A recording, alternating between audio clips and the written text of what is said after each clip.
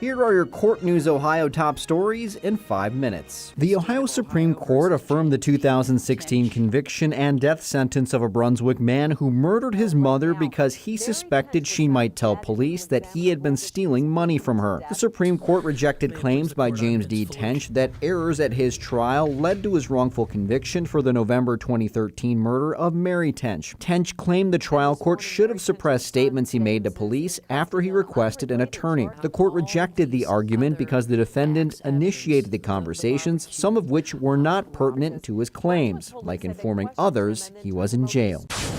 Every new year comes with new optimism.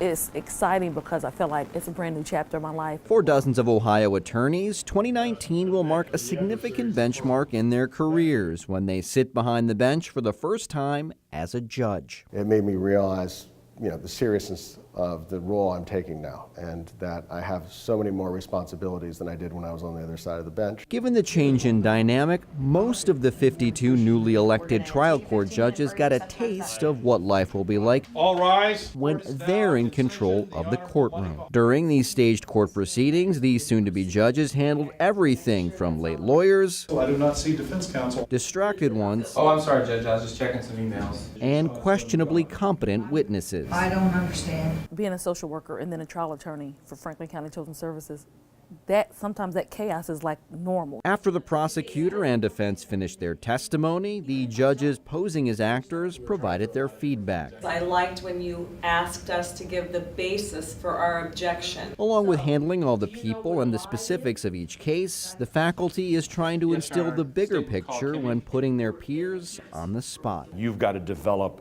your personality, your reputation, your philosophy.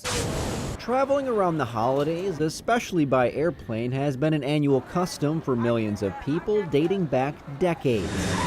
And it's all thanks to some ingenuity from the Buckeye State. Two brothers from Dayton in Ohio had flown a curious-looking air machine. What was a monumental achievement for mankind on December 17, 1903, ended up being an unbelievable burden for Wilbur and Orville Wright. They knew they had not only invented the airplane, but they turned it into a product for sale. Mindful of their creation, the Wright Brothers made it their mission to prevent others from stealing their innovation. Since they couldn't patent the entire plane, they focused on the element that kept it in the air: the controls. In all three axes of motion, pitch, roll, and yaw, nobody else is going to be able to build a practical flying machine without using your ideas about control. It took more than 3 years, but in 1906, the Wrights had their patent for a flying machine. To be credited with what they had done and have the respect of people was so much more important than however amount of money they might have made from it. While they were able to sell planes built at their factory in Dayton and profited on license fees from aviators who used their design, the engineering stalled. If they made